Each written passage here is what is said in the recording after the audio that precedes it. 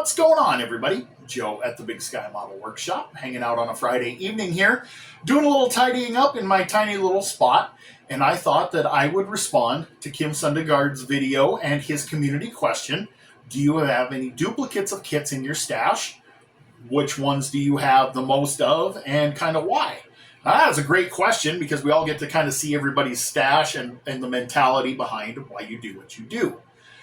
So me, it's a little different. I buy things because I'm out of town out of compulsion, because if I don't grab it then, I'm afraid I can't grab it. Not a great strategy, as my wife can attest. My stash went from about 20 to 150 in a span of 6 months. I started doing things on YouTube in July. And when I started, I probably had 15, 20 kits tops. And there is this behind me, goes on down below me here, and I have more coming.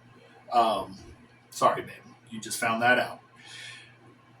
But instead of just, doing things because I might need a kit for parts or whatever necessarily, I have a notebook. And every time I have an idea, I write something down. Whether you guys have built something cool, I see something cool online, I have an idea just come to me, whatever the case may be, I write these ideas down. The problem is I get onto an idea, I get the compulsion that I need to grab the kit and everything I need to do that particular build so that I have it available if I want to do it, whether I'm going to do it now or 2 years from now or who knows. Because I don't have a hobby shop or anything within 2 hours of me, I make sure that I have, what I can grab so that I have stuff to work on. Otherwise, I can't just run downtown and grab a bottle of paint or a kit, things like that. It's a minimum of a day trip. So when we go out of town, if I go to the town that has the hobby shop, then I always go in, like I've said on my What Did You Buy Wednesdays. I make a point of it to buy something from that shop to support them every time. Likewise, if I go to Hobby Lobby and it's 40% off, I'm going to probably snag some kits. That's what a good chunk of my stash came from, was just taking advantage of great sales. I do love a bargain. So I do have a handful of kits that I have duplicates of. So I'll explain to you why I do. And then I have one that kind of depends on how you look at it. It's kind of the same, but that's one I have by far I have the most of, and it's actually what got me started back into the hobby. So I'll just start on the end here and work my way back this way, if you guys don't mind. I have 2 of the 30 Ford Model A coupes, mainly because I had 2 different ideas and because both of them were at stupid good prices on Amazon. That's why I ended up with 2 of them, and it's a great kit. 2 of the Revell 71 Mustangs. 71 to 73 Mustangs are my absolute favorite Mustang of all time. I've gotten to drive a couple, but I've never owned one, and this is as close as I'm ever going to get. Had to have them. I actually have more than 2 ideas for these. I've got about 5 in my notebook, but we'll just stop here. The Chevy Nova, the 69 Nova from Revell. 2 of those just kind of happened. Great deal at Michael's, so I grabbed them. I, like everybody else, wanted to build Pro Streeters, so at Hobby Lobby I grabbed a pair of Chevelles and a pair of Novas, which these are about to become obsolete. You guys stay tuned. I'll show you why. Mopars. So I grabbed a pair of the Dusters so that Jason Klein couldn't own them all. Just kidding. The Hobby Lobby Bandit. I love A-bodies. Darts, Dusters, Demons. I love them. I especially had fun with this Demon kit. I have in my notebook between these and the Dart Sport, there's probably 10 different ideas. So whenever I'm out of town, if they have a Demon or a Duster, I will probably grab more of those. Just because I like them. Like, I want to build 6-cylinder versions. I want to build 2-barrel 318 versions, 340 versions, you name it. I have ideas just coming out my ears on these, so that's why I have multiples of those. The 78 Dodge pickup, I actually have 2 of.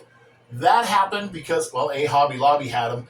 B, I want to build one like the 2-wheel drive version that I used to own, and I want to build a 4-wheel drive version of the long box using the parts in the Warlock kit. So that's why I have that. What else? I've got a couple of the Superstone 78 F-150s, but one of them has already been cannibalized for some pieces.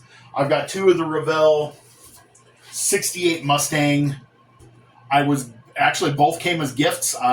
Mike's Mods and Customs gifted me one, and then a friend of mine was thrift shopping and found one and gifted me another. So I have a pair of those, which is cool because I've got 2 awesome ideas for those. But the one thing that I've got a bunch of, and though there may not be in the same box, they're basically the same thing. Back in this dark corner, I have a bunch of these monogram NASCAR kits. I have 3 of the Darrell Waltrip combos, and I have 3 of the Petty combos, and I've got a pair of the Earnhardt combos. So technically, I have 3 of the same kit as the most I have of anything. But these are all the exact same chassis. They're all the McLaughlin chassis with the 10-hole wheel. So essentially, I have 8 of the exact same kit, just a different body. When I got back into the hobby last spring, my intention was to build a whole bunch of 80s NASCAR cars, the oddballs, the stuff that didn't exist. Like you've seen my Ronnie Thomas. You guys will see my Le Mans build eventually here this year for the NASCAR build. So I just snagged up a whole bunch of these. That they were $20-25 a piece on eBay all day long. I sold a bunch of my one-to-one racing stuff, and the first thing I did was snag a whole pile of those, and that's how I got started building again. That's how the Big Sky Model Workshop started. It was the first stuff I had built in almost 25 years.